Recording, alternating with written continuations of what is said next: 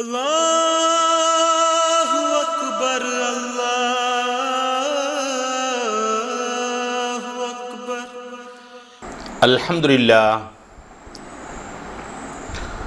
அல்ஹம்துலில்லாஹி கஃபா வஸ்ஸலாத்து வஸ்ஸலாமு அலா ரசூலில்லாஹி அல்லதி மன் இஸ்தஃபா. அம்மா பஅத். قال الله تعالى في قرآن المجيد فأعوذ بالله من الشيطان الرجيم. حرمت عليكم الميتة والدم ولحم الخنزير وما أحل لغير الله به.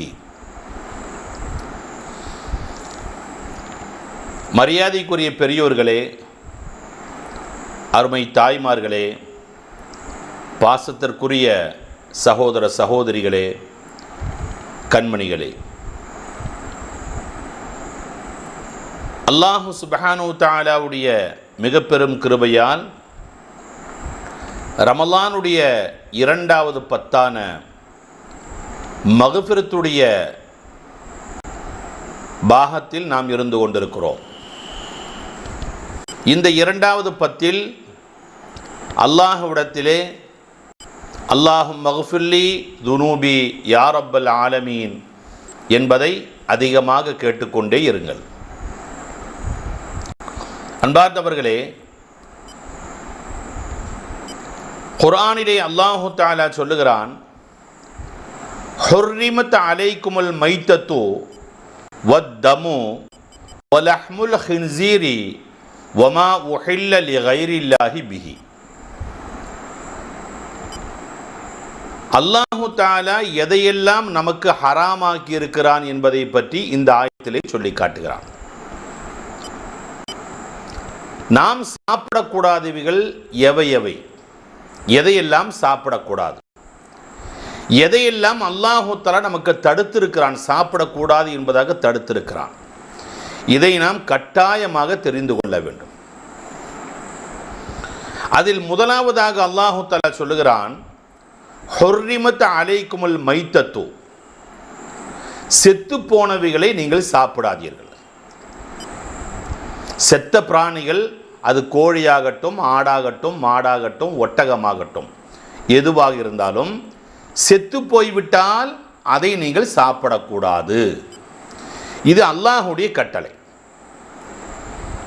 இனி குர்ஆனிலே நாம் பார்க்கின்ற பொழுது எப்படியெல்லாம் செத்து போனவைகள், என்னென்ன முறையில் செத்து போனவைகளை சாப்பிடக்கூடாது என்பதை பற்றி அல்லாஹு தஆலா விளக்கமாக சொல்லித் தருகிறான். வல் முன்ஹனிகது, அடிபட்டு செத்து போனவைகள். திடீர்னு லாரி வந்தது, இல்லைன்னா வண்டி வந்தது, நம்மளுடைய ஆட்டுக்குட்டி செத்து போச்சு, உயிர் போயிருச்சு. உயிர் போயிருச்சுன்னு சொன்னால் பின்ன அந்த செத்த ஆட்டுக்குட்டியை நாம் அறுத்து சாப்பிடக்கூடாது. அதே நேரத்தில் அந்த ஆட்டுக்கு உயிர் இருக்கிறது, அந்த ஆட்டு உயிர் இருக்கிறது, உயிர் ஊசலாடி கொண்டிருக்கிறது, நல்லாவே தெரியுது இதுக்கு உயிர் இருக்கிறது என்பதாக. அப்படி தெரிந்தால் உடனே அதை பிஸ்மில்லாஹி அல்லாஹு அக்பர் என்பதாக சொல்லி அறுத்து சாப்பிடலாம்.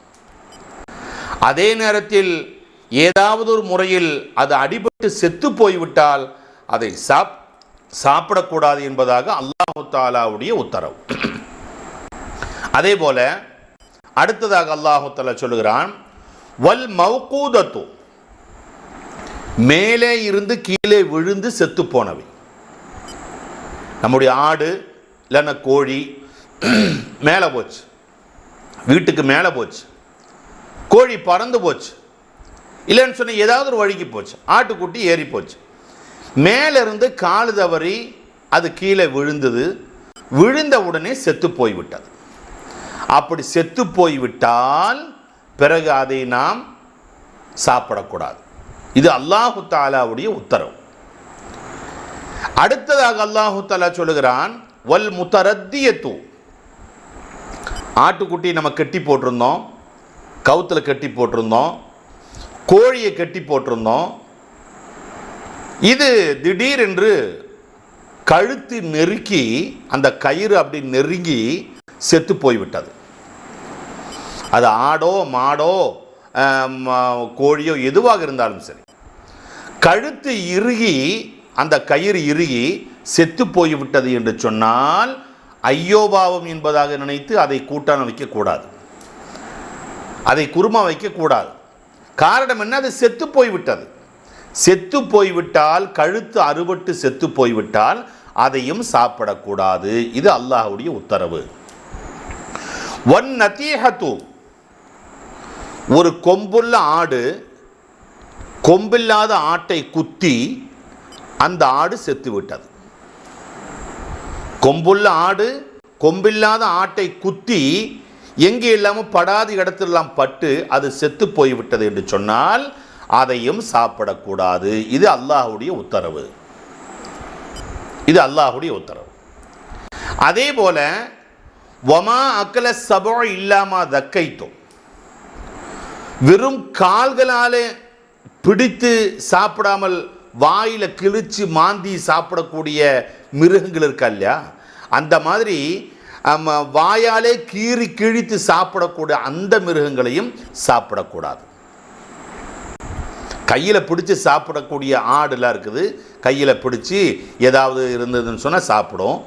இந்த மாதிரி இல்லாமல் வாயால் கீறி கிழித்து சாப்பிடக்கூடிய அவ்விதமான மிருகங்களையும் சாப்பிடக்கூடாது என்பதாக, சிங்கம், புலி, கரடி இது போன்ற மிருகங்களை சாப்பிடக்கூடாது என்பதாக அல்லாஹ் தஆலா நமக்கு கட்டளை பிறப்பித்திருக்கிறார்.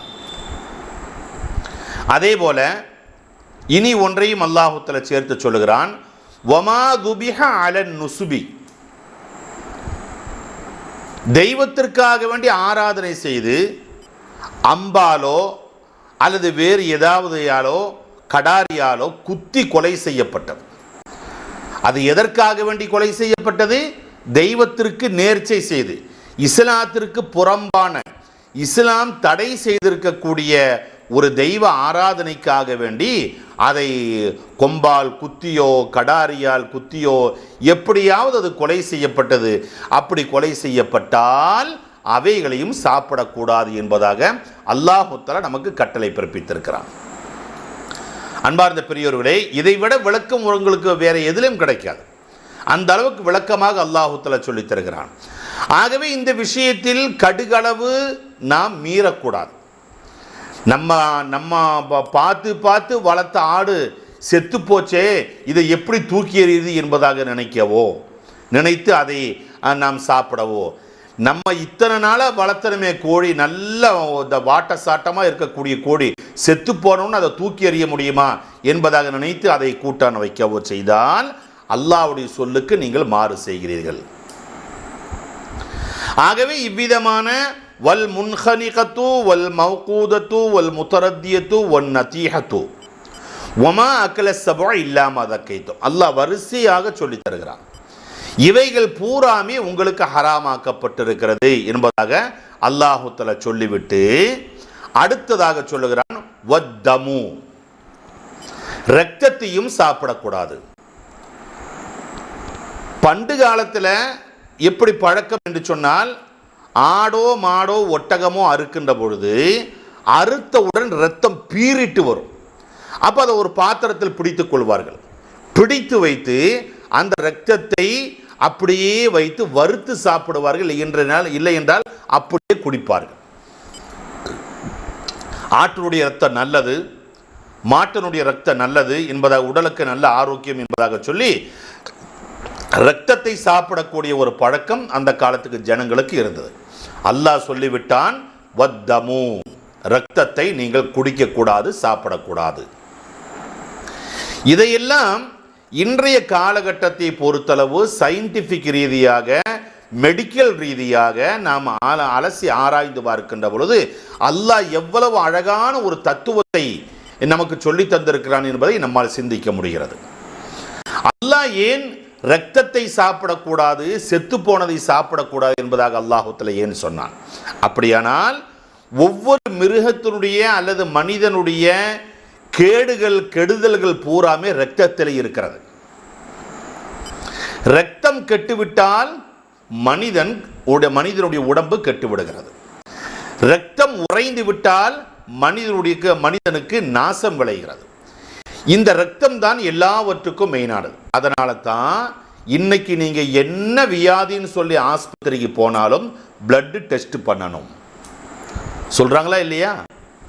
எந்த வியாதி, தலைவலினாலும் சரி, காய்ச்சல்னாலும் சரி, வயிற்று வலினாலும் சரி, அல்லது ஆணாக இருந்தாலும் பெண்ணாக இருந்தாலும், குழந்தை பிறந்தாலும் குழந்தை பிறப்பதற்கு முன்னதாகவும் குழந்தை இருக்கிறதா இல்லையா, இதை எல்லாம் பார்ப்பதற்கு இரத்தத்தை தான் பரிசோதனை செய்கிறார்கள். இரத்தம் தான் மெயினான ஒரு அங்கம் நம்முடைய உடம்புல. அதனால வியாதிகள் பூராமே அந்த இரத்தத்திலே அடங்கி இருக்கிறது. அந்த இரத்தத்தை நீங்கள் உறைந்து போன அந்த இரத்தத்தை அப்படியே நீங்கள் குடித்தாலோ, ஒரு ஆட்டினுடைய இரத்தத்தையோ மாட்டினுடைய இரத்தத்தையோ கொடுத்தால் அதனுடைய கெடுதல்கள் பூராமே நம்முடைய உடம்பிலே வரும். அப்படி உடம்புக்கு வந்தால் அது உயிருக்கே ஆபத்தாக வரும். இப்படி நிறைய மெடிக்கல் ரீதியாக அதை பற்றி விஷாலமாக நாம் பேசிக்கொண்டே இருக்கலாம். ஆகவே சுருக்கமாக நாம் எடுத்துக்கொள்ள வேண்டும். செத்துப்போன மிருகங்களுடைய உடம்பிலே, செத்துப்போன மிருகங்களுடைய உடம்பில், அது கோழியாகட்டும் ஆடாகட்டும், செத்துப்போனவுடன் அந்த இரத்தம் அந்த இறைச்சியோடு அந்த மாம்சத்தோடு கலந்து விடுகிறது, உறைந்து விடுகிறது. அறுக்கின்ற பொழுது அந்த இரத்தம் வெளியே போய்விடுகிறது, பீச்சப்படுகிறது, அப்படி வெளியே போய்விடுகின்றது. அதை அறுக்காமல் அடிபட்டு விட்டால், அடிபட்டு செத்து விட்டால் அந்த இரத்தமும் மாம்சமும் கலர்ந்து விடுகிறது. அதை போய் நீங்கள் சாப்பிட்டா என்னாகும்? உடம்புக்கு கேடு. அதனால தான் செத்து போனவைகளை நீங்கள் சாப்பிடாதீர்கள் என்பதாக அல்லாஹ் தஆலா நமக்கு தடுத்து விட்டார். ஆக இந்த ஆயத்திலே அல்லாஹ் தஆலா ஆரம்பத்தில் சொல்லுவது செத்து போனவைகளையும் சாப்பிடாதீர்கள், ஒத்தம அதே போல இரத்தத்தையும் நீங்கள் சாப்பிடாதீர்கள். பின்ன லஹ்முல் ஹின்ஸீரி, பன்றியினுடைய மாம்சம். பன்றியினுடைய மாம்சம், பன்றின்னு சொன்னால் எல்லாருக்கும் தெரியும். வாய்க்கு வந்தால் நம்ம உடனே போடா பன்னி என்பதாகத்தான் நம்ம வார்த்தையை சொல்லி திட்டுறோம். எல்லாருக்குமே தெரிந்த ஒன்று. இந்த பன்றியினுடைய மாம்சம் இருக்கிறதா இல்லையா, ரொம்ப மோசமான மாம்சம்.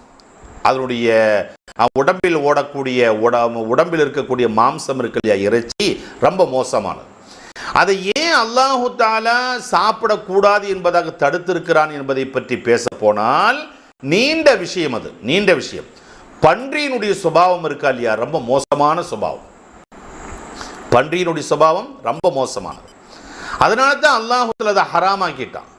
மேலை நாடுகள்லாம் இன்னைக்கு அதை விரும்பி சாப்பிட்றாங்க. விரும்பி அவங்க சாப்பிட்றதுனால தான் அதனுடைய சுபாவம் அப்படியே அவங்கள்ட்ட வருது. அந்த பன்றிக்கு என்ன சுபாவம் இருக்கிறது, அந்த சுபாவம் அப்படியே அவங்கள்ட்ட வருது. அதான் அல்லாஹ் தஆலா சொல்லிட்ட வேண்டாம், அது உங்களுக்கு ஹராமாக்கப்படுறது, அது கெட்ட சுபாவம் இருக்கிறது, அந்த சுபாவம் உங்களுக்கும் வரக்கூடும், ஆகவே நீங்கள் அதை சாப்பிடக்கூடாது, அது உங்களுக்கு ஹராமாக்கப்பட்டிருக்கிறது என்று அல்லாஹ் தஆலா சொல்லிட்டான். அதே மாதிரி வமா உஹில்ல லிகைரில்லாஹி பிஹி, அல்லாஹ்வுடைய பெயரை சொல்லாமல் அறுத்த பிராணி, பிஸ்மில்லாஹி அல்லாஹு அக்பர் என்பதாக சொல்லித்தான் அறுக்கணும். கோழியாகட்டும் ஆடாகட்டும் மாடாகட்டும் போத்தாகட்டும் ஒட்டகமாகட்டும், சாப்பிடக்கூடிய பிராணிகள் எதுவாக இருந்தாலும் அதை அறுக்கின்ற பொழுது பிஸ்மில்லாஹி அல்லாஹு அக்பர் என்பதாக சொல்லித்தான் அதை அறுக்கணும். ஒவ்வொரு மனிதனுடைய ஆரம்பமும் இதில் தான் தொடங்குது. எதுல? பிறந்த உடனேயே ஒரு மனிதனுடைய காதில், வலது காதில் பாங் சொல்லணும், இடது காதில் காமத்து சொல்லணும். அல்லாஹ் அக்பர், அல்லாஹ் அக்பர், அல்லாஹ் தான் பெரியவன் என்று சொல்லக்கூடிய அந்த வார்த்தை பிறந்த உடனேயே காதில் பாங்கு சொல்லி ஊத வேண்டும். அதே போல நம்முடைய உயிர் பிரிகின்ற பொழுதும் லா இலாஹ இல்லல்லாஹ் முஹம்மது ரசூலுல்லாஹ், பிராணிகளை அறுக்கின்ற பொழுது பிஸ்மில்லாஹி அல்லாஹு அக்பர், அல்லாஹுடைய பெயரை சொல்லித்தான் அந்த உயிர் போக வேண்டும். ஒரு உயிரை தானாக மாய்ப்பதற்கு யாருக்கும் உரிமை கிடையாது. ஒரு உயிரை கொலை செய்வதற்கு யாருக்கும் உரிமை கிடையாது. கொலை செய்யறது ஹராம் இல்லையா? அப்ப அந்த மனிதனுடைய உயிரை பறிப்பதற்குண்டான உரிமை யாருக்குமே அல்லாஹு தஆலா கொடுக்கல. அப்படி நமக்கு ஒரு சந்தேகம் வரலாம், கொசு கடிச்சா என்ன செய்யறது, மூட்டைப்பூச்சி கடிச்சா என்ன செய்யறது, பாம்பு சல்லியம் செய்த என்ன செய்யறது? விஷ ஜந்துக்களை கொல்லுவதற்கு அல்லாஹ்வும் ரசூலும் நமக்கு அனுமதி தந்திருக்கிறார்கள். உங்களுக்கு தொல்லை தரக்கூடிய, இடையூறு தரக்கூடிய எந்த பிராணிகளாக இருந்தாலும் அதை கொல்லலாம், அது தவறு கிடையாது. மாறாக ஒரு மனிதன் இன்னொரு மனிதனை அடித்து கொலை செய்வது அல்லது வேறு எவ்விதமாக கொலை செய்வது, இப்படியெல்லாம் இதையெல்லாம் அல்லாஹ் தஆலா ஹராமாக்கிட்டான். அது அறவே கூடாது, அறவே கூடாது. அப்ப அல்லாஹ்வுடைய பெயரை சொல்லித்தான் எந்த ஒரு உயிரும் போகணும். மனிதனாக இருந்தால் லா இலாஹ இல்லல்லாஹ் முஹம்மது ரசூலுல்லாஹ் கலிமத்து தௌஹீதை சொல்லித்தான் உயிர் பிரியணும். அப்பதான் கபரியும் நல்லது, நாளை மறுமையிலும் நல்லது. பிராணிகளை அறுக்கின்ற போது பிஸ்மில்லாஹ் அல்லாஹ் அக்பர் என்று சொல்லித்தான் அறுக்கணும். பிஸ்மில்லாஹ் அல்லாஹ் அக்பர் என்று சொல்லாமல் ஒரு பிராணியை அறுத்தால் அந்த பிராணியை சாப்பிடுவது ஹராம். இது அல்லாஹ்வுடைய உத்தரவு. நம்ம ஒன்றும் சொல்ல முடியாது, எதிர்த்து அல்லாஹ்ட்ட கேள்வி கேட்க முடியாது. அதனால முடிந்த அளவுக்கு நாம் சாப்பிடக்கூடிய ஒவ்வொரு மட்டன் ஆகட்டும், சிக்கன் ஆகட்டும், அல்லது பீஃப் ஆகட்டும், எதுவாக இருந்தாலும் அல்லாஹ்வுடைய பெயரை சொல்லி அறுக்கப்பட்டிருக்கிறதா இதை நீங்க கவனிக்கணும். போய் ஒரு 2 கிலோ கோழி வாங்கிட்டு வாடா என்று சொன்னா அவன் போய் ஏதாவது ஒரு கடையில போய் எதையாவது கோழி, யாராவது அறுத்த கோழியை வாங்கிட்டு வருவான். அதை நம்ம சாப்பிடலாமா? கூடாது, நிச்சயமாக கூடாது. மாறாக பிஸ்மி சொல்லி நாம் அறுக்க வேண்டும் அல்லது அறுக்க சொல்ல வேண்டும். அப்படி அறுத்திருந்தது என்பதை நீங்கள் உறுதி செய்ததற்கு பிறகுதான் அதை சாப்பிட வேண்டும். இல்லை என்று சொன்னால் உங்களுக்கு தக்வா வராது, அல்லாஹ்வுடைய பயபக்தி என்பது அறவே உங்களுக்கு இருக்காது, ஷரியத்துடைய காரியங்களை பேண முடியாது, எந்த விதமான ஒரு அல்லாஹ்வுடைய ஒரு சிந்தனையும் வராம இது பூரா தடுத்துரும். தக்வாவுக்கு அடிஸ்தானம் என்னங்க? நம்ம சாப்பிடக்கூடிய சாப்பாடு, நம்முடைய உடம்பில் ஓடக்கூடிய ரத்தம் ஹலாலான ரத்தமாக இருக்க வேண்டும். ஹராமான ரத்தம் உடம்பிலே ஓடிக்கொண்டிருந்தால் நிச்சயமாக அந்த உடம்பிலே தக்வா என்பது வராது. தக்வா என்பது வராது. அதனால தான் வட்டி ஹராமாக்கப்பட்டது. அல்லாஹு தஆலா குர்ஆன்ல தெளிவா ஒரு பெரிய ஒரு ஆயத்தில் அல்லாஹு தஆலா சொல்றான். பெரிய ஆயத்தில் அல்லாஹு தஆலா சொல்றான், வட்டியை உங்களுக்கு ஹராமாக்கப்பட்டிருக்கிறது. பலிஷை, அந்த பலிஷை வாங்கவோ கொடுக்கவோ நீங்கள் செய்யக்கூடாது, அது ஹராம். அந்த ஹராமான பலிஷையினுடைய காசு உங்க உடம்புல போயிருந்தா, போச்சுன்னு சொன்னா நீங்க தலைகீழ மறிஞ்சு நீங்க காலம் பூரா சுஜூது செய்தாலும் தக்வா வராது. தக்வா என்பது அறவே வராது. அதனால தான் அல்லாஹு தஆலா அதை நீண்ட விமர்சனமாக அல்லாஹு தஆலா குர்ஆனிலே சொல்லி தருகிறான், நீங்கள் சாப்பிடாதீர்கள், வட்டி வாங்கி சாப்பிடாதீர்கள், வட்டி கொடுக்காதீர்கள். வட்டி வாங்குபவன், வட்டி கொடுப்பவன், வட்டிக்கு சாட்சி நிற்பவன், வட்டியை பற்றி எழுதுபவன், இது எல்லாமே ஹராமாக்கப்பட்டிருக்கிறது என்பதாக ரசூலுல்லாஹ் விளக்கமாக சொல்லி தருகிறார். இன்னொரு விஷயம் தெரியுமா உங்களுக்கு? வட்டி வாங்கி சாப்பிடக்கூடியவன் தன்னுடைய தாயிடத்தில் விபச்சாரம் செய்யக்கூடிய குற்றத்திற்கு அவன் ஆளாகி விடுகிறான். தன்னுடைய தாயை யாராவது விபச்சாரம் செய்வாங்களா? சுப்ஹானல்லாஹ், கற்பனையே செய்ய முடியல, நம்மளால யோசிக்கவே முடியல. அது எவ்வளவு தவறு என்பதாக எல்லாருக்குமே தெரியும். அப்படிப்பட்ட தவறு தான் இந்த வட்டியை வாங்கி சாப்பிடுவது. அதனால தான் ரசூலுல்லாஹ் அதை கரிசனமா நீங்க அதை செய்யக்கூடாது என்பதாக விளக்கமாக நமக்கு சொல்லித் தருகிறார்கள். அதுபோலதான் மதுபானத்தையும் அல்லாஹு தஆலா ஹராமாக்கி இருக்கிறான். அதுவும் ஹராம், அதுவும் சாப்பிடக்கூடாது. மதுபானம் குடிக்கக்கூடிய ஒரு மனிதன் வீட்டில் இருந்தானேயானால், உங்களுடைய வீட்டில் யாராவது மதுபானம் குடிக்கக்கூடியவர்கள் இருப்பார்களேயானால் அந்த வீடு உருப்படாது, வீடு உருப்படாது. நிச்சயமாக அந்த வீட்டில் சந்தோஷம், நிம்மதி, ரஹமத்து, பரக்கத்து இது ஒண்ணுமே இருக்காது. காசு பணம் வேணா உங்கள்கிட்ட இருக்கலாம், காசு பணம் வேணா இருக்கலாம், மதுபானம் வாங்கி குடிக்கிறதுக்கும் கறி வாங்கி திங்கிறதுக்கும் காசு இருக்கலாம். ஆனா அல்லாஹ்வுடைய புறத்திலிருந்து உங்களுக்கு எந்த விதமான சப்போர்ட்டும் உங்களுக்கு இருக்காது. அல்லாஹ் கைவிட்டுருவான். அவ்வளவு பெரிய தப்பு இந்த மதுபானம் குடிப்பது. ரசூலுல்லாஹ் சொன்னாங்களா இல்லையா, மதுபானம் என்பது எல்லா பாவங்களுக்கும் தலையான ஒன்று. அத உள்ள போச்சுன்னு சொன்னா, அந்த மதுபானம் உள்ள போயிருச்சுன்னு சொன்னா இவன் என்ன வேணாலும் செய்வான், என்ன வேணாலும் செய்வான். அதனால தான் ரசூலுல்லாஹ் சொன்னார்கள், மதுபானம் என்பது எல்லாவற்றுக்குமே தலையானது, அதை நீங்கள் விட்டு விடுங்கள், அது ஹராமாக்கப்பட்டிருக்கிறது. அந்த சஹாபாக்களுக்கு இருந்த அந்த உணர்வு நமக்கு வரணும். சஹாபாக்கள் பாருங்க, எப்போ இதை ஹராமுன்னு அல்லாஹ் சொல்லிட்டானோ பானவானையா கீழே கொட்டினாங்க, பானவானையா கொட்டினாங்க. எல்லாரும் பானவானையா எடுத்து வச்சிருந்தாங்க, சேகரித்து வச்சிருந்தாங்க. அல்லாஹ் எப்போ இதை ஹராமுன்னு சொல்லிட்டானோ அப்படி நடு வீதியில கொண்டு போய் எல்லாத்தையும் உடைச்சு தூள் தூளாக்கிட்டாங்க. அந்த உணர்வு, அந்த பயபக்தி வரணும்னு சொன்னா என்ன செய்யணும்? நம்ம உடம்புல ஹலாலான ரத்தம் ஓடணும். அப்பதான் இதெல்லாம் செய்ய முடியும். அதே மாதிரி தான் சூதாட்டம் இருக்கா இல்லையா, இன்னைக்கு எல்லா விளையாட்டுலையுமே சூதாட்டம் இருக்கிறது. எந்த விளையாட்டில் சூதாட்டம் இல்லை சொல்லுங்க பார்க்கலாம்? எல்லாத்துலேயுமே சூதாட்டம் இருக்கு. சாதாரண சிறு பிள்ளைகளும் கூட காசு வச்சு தான் பந்தயம் கட்டி விளையாடுறாங்க. ஒரு ஏதாவது ஒரு விளையாட்டு டிவியில் பார்த்துட்டா அதுக்கு ஆயிரக்கணக்கான ரூபாய் பந்தயம் வைக்கிறாங்க. பந்தயம் வைக்கிறதுங்கிறது ஹராம். அதுக்கு பேர் தான் சூதாட்டம். பண்டு காலத்தில் சூதாடி காசை தொலைத்தார்கள், வீட்டை தொலைத்தார்கள், சொத்தை தொலைத்தார்கள், எல்லாம் தொலைச்சு தன்னுடைய மனைவியை பணைய வைத்து விளையாடுவார்களாம். அந்த அளவுக்கு ஒரு லஹரி, ஒரு ஒரு ஒரு போதை இந்த சூதாட்டத்தில் இருக்குது. அதனால தான் அல்லாஹ் தஆலா சொல்லிட்டான், உங்களுக்கு சூதாட்டத்தில் உங்களுக்கு லாபம் இருந்தாலும் ஒரு 100 ரூபாய்க்கு 200 ரூபாய் நீங்கள் சம்பாதிச்சாலும் அது ஹராம் தான். அதனால அப்படிப்பட்ட ஒரு அந்த சூதாட்டத்தை அறவே நம்ம என்ன செய்யக்கூடாது, திரும்பியும் கூட பார்க்கக்கூடாது.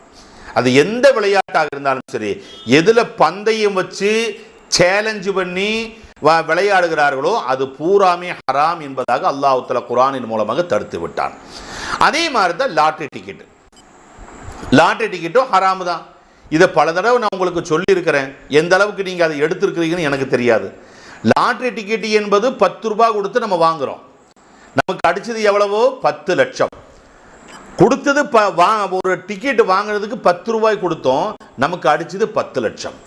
அப்ப இந்த 10 லட்சத்தில் இருக்கக்கூடிய 10 ரூபாய் தவிர பாக்கி பணம் பூரா எது? யாருடைய பணம்? சுபஹானல்லாஹ். அதை பத்தி விவரமா நான் சொன்ன ரொம்ப நேரமாயிரும். எல்லா விதமான ஹராமானவருடைய காசும் அதுல கலந்துருக்கு. எல்லாருடைய ஹராமான காசு என்னென்ன காசு இருக்கிறதோ அது பூரா ஒட்டுமொத்தமான ஒரு ரூபம் தான் இந்த 10 லட்சம் ரூபாய். உங்களுக்கு லாட்டரி டிக்கெட்ல விழுந்த 10 லட்சம் ரூபாய்.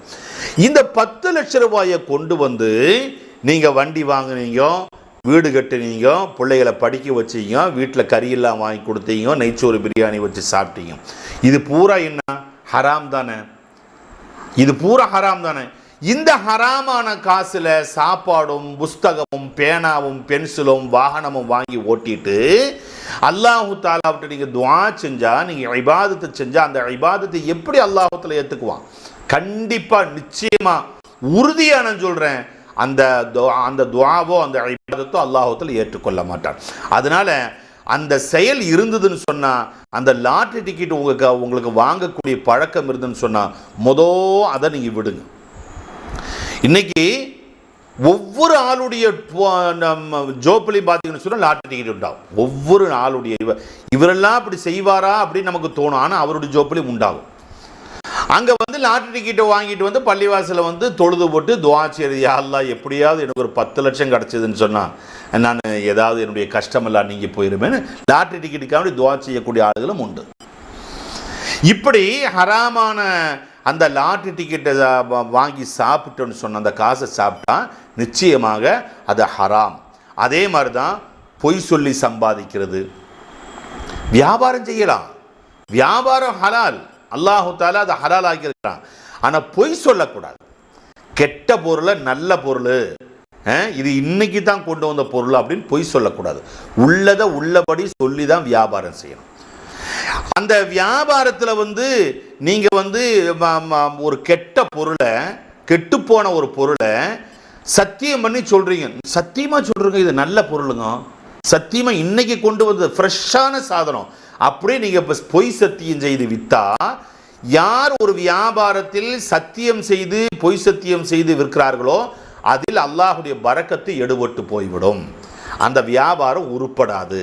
நாள்பட கீழே தான் போகுமே தவிர மேலே பொந்தாது. அதனால பொய்யும் சொல்லக்கூடாது, பொய் சத்தியம் செய்யக்கூடாது. இது எல்லாமே பாவமான காரியம். அதே மாதிரி ஒருவனை வஞ்சிப்பது, ஒருவனை ஏமாத்திட்டேன்னு சொன்னா அதுல எவ்வளவு சந்தோஷம் தெரியுமா?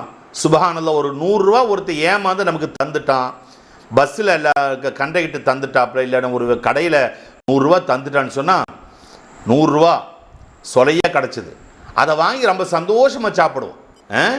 அதை வாங்கி அவன் தான் ஏமாந்துட்டான், அவனை ஏமாற்றக்கூடாது நம்ம வாங்கக்கூடிய அந்த எண்ணம், அந்த நல்ல எண்ணம் நம்மள்கிட்ட வர்றதில்ல. அப்போ ஒரு ஆளை வஞ்சிச்சு சாப்பிடுவதற்கா இல்லையா, அந்த சாப்பாடு, அந்த காசு ஹராமான காசு. அதே மாதிரி சூனியம் செய்து கைரேகை பார்த்து ஜோசியம் பார்த்து சாப்பிடக்கூடிய அந்த சாப்பாடும் ஹராமானது, அந்த காசும் ஹராமான காசு. சூனியம் செய்கிறது சிஹர் செய்கிறதுன்னு சொல்றோமா இல்லையா, சிஹர் செய்யக்கூடிய அந்த அந்த காசு அந்த சிஹர்ல சம்பாதிச்ச அந்த பொருள் எல்லாமே ஹராமானது. கைரேகை பார்க்கறது, ஜோசியம் பார்க்கறது, நாள்குறி பார்க்கறது, இது எல்லாமே அல்லாஹு தஆலா ஹராமாக்கி இருக்கிறான். ஒட்டுமொத்தமாக அல்லாஹு தஆலா ஹராமாக்கி இருக்கிறான். கைரேகை பார்க்கவோ ஜோசியம் பார்க்கவோ அதை நம்பினா நம்ம செஞ்ச இபாதத்தெல்லாம் போயிடும், அடிச்சுட்டு போயிடும். அதனால அதை பார்த்தோன்னு சொன்ன கண்டிப்பாக நம்ப தோணும். அவன் அந்த மாதிரி சொல்லுவான், இது நான் சொல்றது உண்மை, நான் சொல்றது சத்தியம், உங்களுக்கு நல்ல காரம் பிறக்க போது 3 மாசத்துல 6 மாசத்துல நீங்க நல்லா போறீங்க என்பதாக சொல்லி பலவிதமான மேஜிக் எல்லாம் நம்மள்கிட்ட காட்டுவாங்க. சில பேர் பணத்தை கொடுத்து நான் இந்த பணத்தை நீங்க பத்திரமா பெட்டியில வச்சீங்கன்னு சொன்னா உங்களுக்கு நல்ல காலம் பிறக்கும்.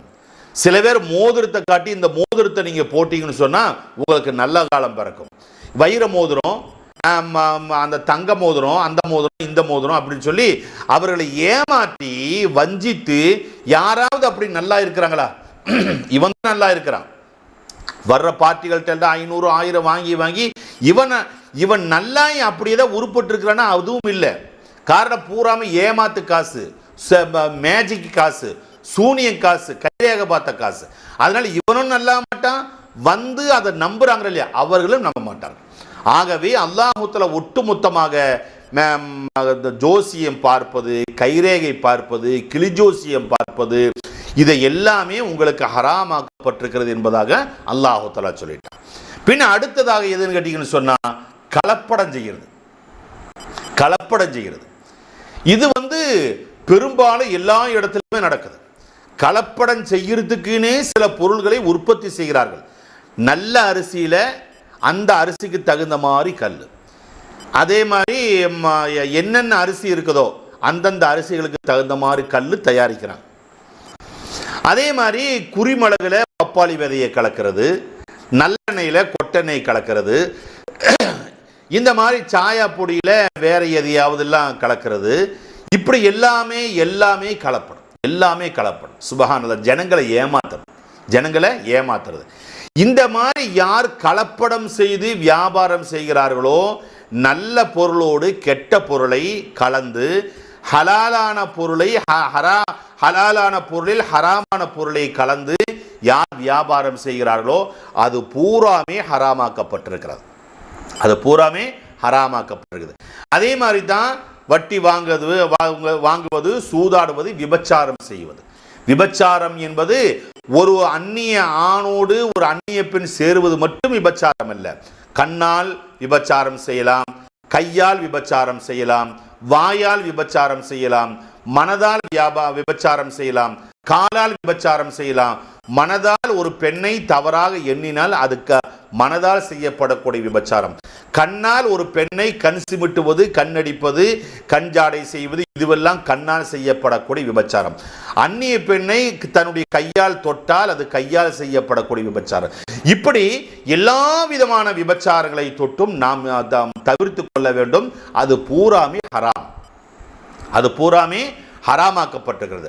ஆகவே அல்லாஹு தஆலா எதையெல்லாம் ஹராமாக்கி இருக்கிறானோ அதை நாமும் தவிர்த்து கொள்வது நல்லது. மீறி நாம் அதை உபயோகித்தால் அல்லாஹுடைய தண்டனைக்கும் நாம் ஆளாகுவோம், நம்முடைய உடம்புல தக்வாவும் வராமல் போயிடும். என்னதான் இபாதத்து செய்தாலும் சரி அது எடுபடாமல் போய்விடும், அல்லாஹ்வுடைய பொருத்தம் இல்லாமல் போய்விடும். ஆகவே முடிந்த அளவுக்கு ஹராமான பொருளை, ஹராமான வஸ்துக்களை, ஹராமான பணத்தை தவிர்த்து கொள்ளுங்கள். அல்லாஹு தஆலா ஹலாலானதை மட்டும் சாப்பிட்டு அவனுக்கு பொருத்தமான வாழ்க்கை வாழ்வதற்கு அல்லாஹ் நம் அனைவருக்கும் தௌஃபீகை தருவானாக. ஆமீன் யா ரப்பல் ஆலமீன். வ ஆகிரு தஅவானா அல்ஹம்துலில்லாஹி ரப்பில் ஆலமீன். அஸ்ஸலாமு அலைக்கும்.